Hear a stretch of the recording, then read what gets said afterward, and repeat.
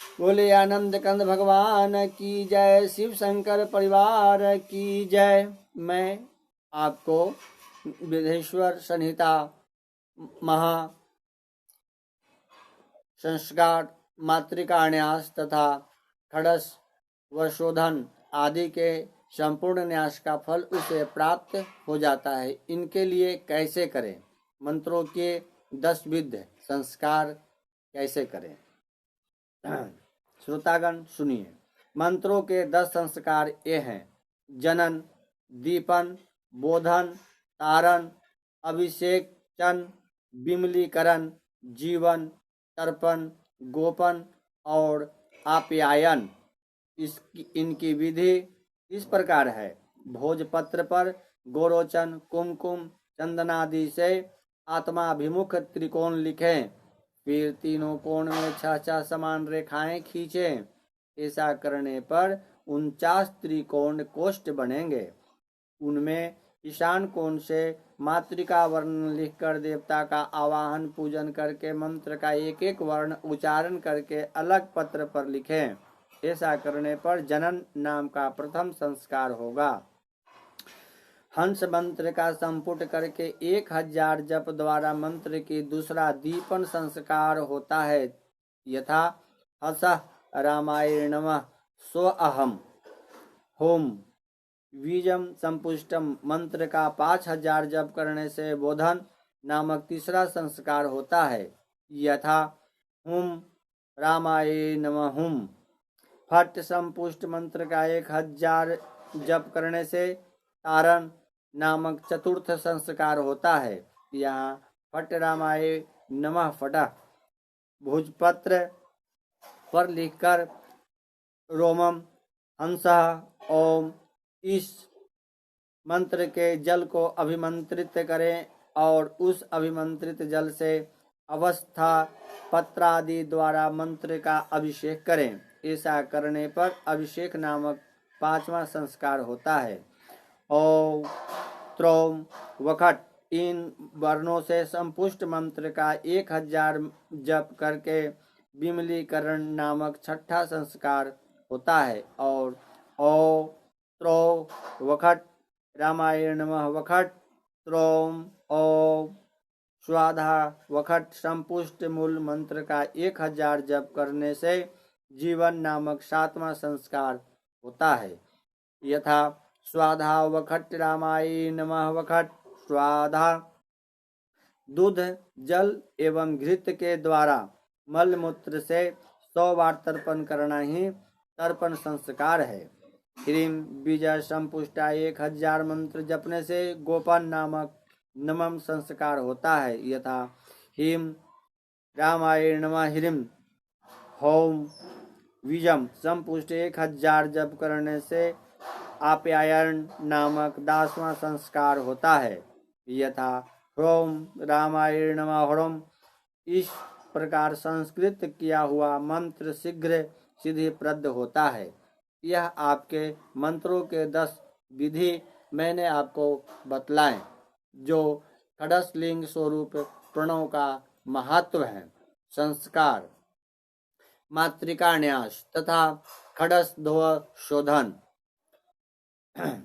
मैं बतला रहा हूँ अभी। खड़स ध्व शोधन का कार्य हौत्री दीक्षा के अंतर्गत है। उसमें पहले कुंड में या वेदी पर अग्नि स्थापना होता है, जहाँ खड़वा धवा का शोधन करके होम से ही दीक्षा संपन्न होती है। विस्तार भय से अधिक विवरण नहीं बता पा रहा हूँ, ताकि अधिक इसमें और समझने की जरूरत है, जो आप लोग श्रोतागण इस प्रकार नहीं समझ पाएंगे। इनका चिंतन करें। पुनः मैं कथा पे आपका श्रवण पारण कराने हेतु ललायत हूँ।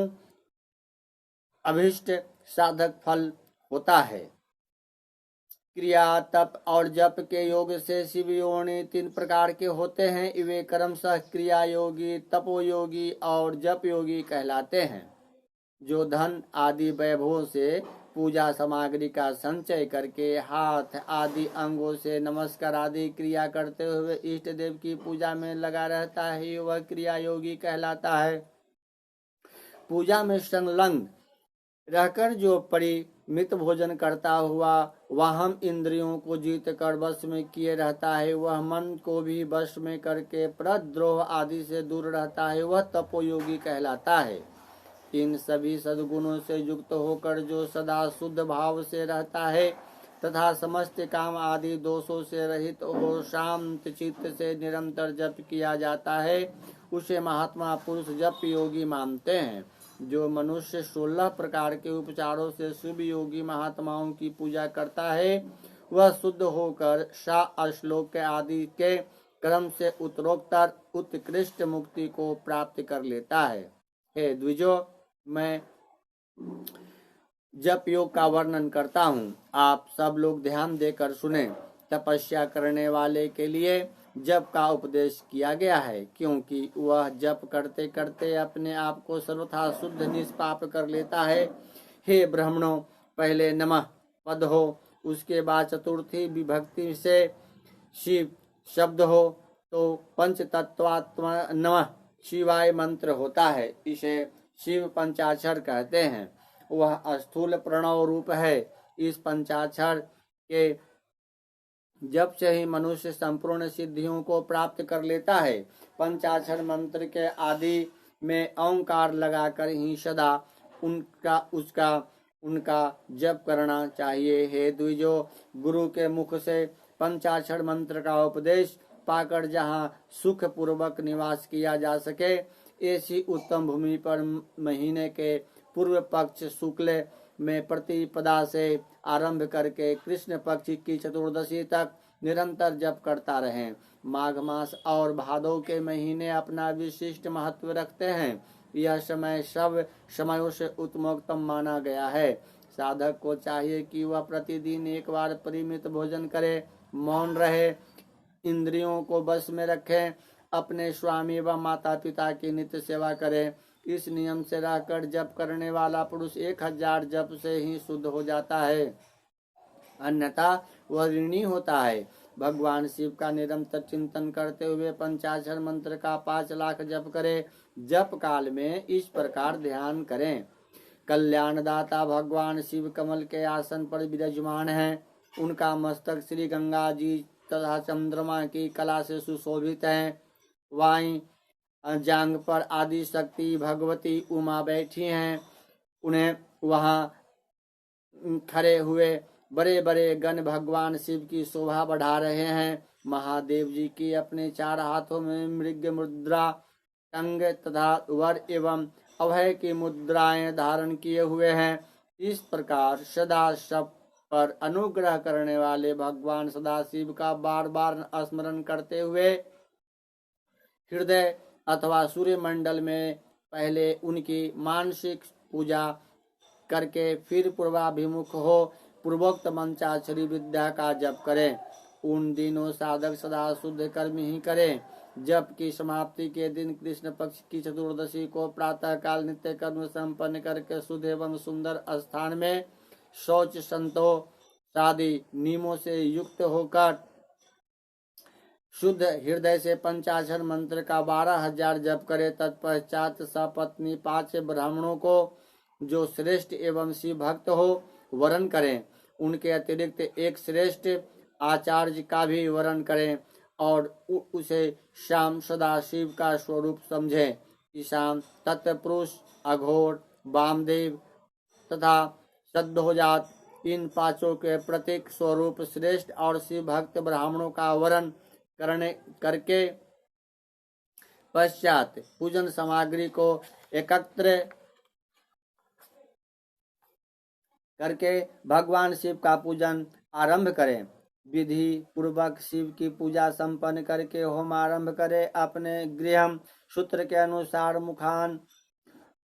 मुखांत कर्म करके अर्थात परिम, सुहन, उल्पलेपन, उल्लेखन, मृद्य, उद्रक और अभ्युचक्षणम, इन पंचभू संस्कारों के पश्चात वेदी पर स्वामी भिमुख अग्नि को स्थापित करके कुश कांडिका करके अनंतर प्रज्वलित अग्नि में आजेय भागता आहुति देकर पश्चात होम का कार्य आरंभ करे।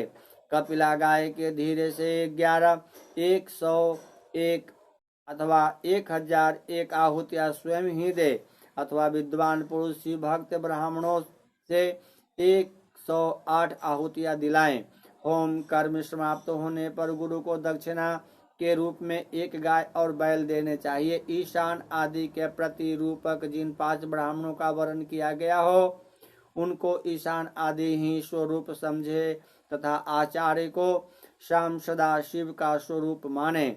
इसी भावना के साथ उन सब के चरण धोएं और उनके चरणोदक से अपने मस्तक को सींचे। ऐसा करने से वह साधक 36 करोड़ तीर्थों में स्नान करने का फल तत्काल प्राप्त कर लेता है। उन ब्राह्मणों को भक्ति पूर्वक दशांग अन्न देना चाहिए। गुरु पत्नी को पराशक्ति मानकर उनका भी पूजन करे। ईशान आदि कर्म से उन सभी ब्राह्मणों का उत्तम अन्न से पूजा करके अपने वैभव विस्तार के अनुसार रुद्राक्ष, वस्त्र, बरा और पुआ आदि अर्पित करें। तदंतर दिक्पाल लादि को बलि देकर ब्राह्मणों को भरपूर भोजन कराएं। इसके बाद देवीश्वर शिव से प्रार्थना करके अपना जप समाप्त करें। इस प्रकार पुनः सचरण करके मनुष्य उस मंत्र को सिद्ध कर लेता है।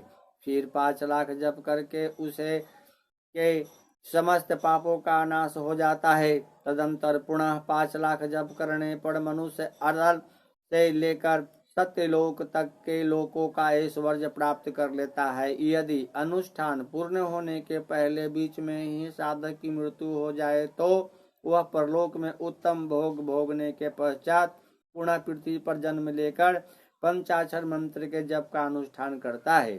समस्त लोकों को ऐश्वर्य पाने के पश्चात मंत्र को सिद्धि करने वाला वह पुरुष यदि पुनः 5 लाख जप करे तो उसे ब्रह्मा जी का सामीप्य प्राप्त होता है। पुनः 5 लाख जप करने से उसे सारूप्य नामक ऐश्वर्य प्राप्त होता है। 100 लाख जप करने से वह साक्षात ब्रह्मा के समान हो जाता है।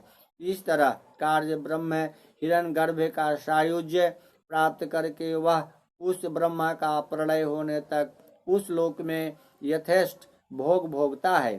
फिर दूसरे कल्प का आरंभ होने पर वह ब्रह्मा जी का पुत्र होता है। उस समय फिर तपस्या करके दिव्य तेज से प्रकाशित होकर वह क्रमशः मुक्त हो जाता है। पृथ्वी आदि कार्य स्वरूप भूतों द्वारा पताल से लेकर सत्य लोक प्रतन ब्रह्मा जी के 14 लोक क्रमशः निर्मित हुए हैं। सत्य लोक के ऊपर क्षमा लोक तक जो 14 भुवन हैं वे भगवान विष्णु के लोक हैं। उस क्षमा लोक वाले श्रेष्ठ वैकुंठ में महाभोगी कार्य विष्णु, कार्य लक्ष्मी सहित सबकी रक्षा करते हुए विराजमान रहते हैं। क्षमा लोक से ऊपर सूची लोक प्रतन 28 भुवन स्थित है। सूची लोक के अंतर्गत कैलाश में प्राणियों का संहार करने वाले रुद्रदेव विराजमान हैं। सूची लोक से ऊपर अहिंसा लोक प्रतन 56 भुवनों की स्थिति है। अहिंसा लोक का आश्रय लेकर जो ज्ञान कैलाश नामक नगर शोभा पाता है उसमें कार्यभूत महेश्वर का सबको अदृश्य करते रहते हैं। अहिंसा लोक में अंत में काल चक्र की स्थिति है। तदंतर कालातीत स्थित है जहाँ काल चक्रेश्वर नामक शिव महिषा धर्म का आश्रय लेकर सबको काल से संयुक्त किए रहते हैं। असत्य, असुचि, हिंसा, निद्रता एवं असत्य आदि 4 पाद काम रूप धारण करने वाले शिव के अंश हैं। नास्तिका युक्त लक्ष्मी, दुह संग, वेदवाहम शब्द, क्रोध का संग, कृष्ण वर्ण ए महिमा महिष्य के रूप वाले हैं। यहाँ तक महेश्वर के विराट स्वरूप का वर्णन किया गया है, वहीं तक लोकों का तिरोधान अथवा लय होता है। उसके नीचे कर्मों का भोग है और उसके ऊपर ज्ञान का भोग है, उसके नीचे कर्म माया है और उसके ऊपर ज्ञान माया है। अब मैं कर्म माया और ज्ञान माया का तात्पर्य बता रहा हूँ। बोलिए आनंद कंद भगवान की जय। अभी 16वां अध्याय का ही अंश है, इन्हें पाठ पुनः श्रवण पान करें। बोलिए शिव शंकर भगवान की जय। हर हर महादेव शंभो।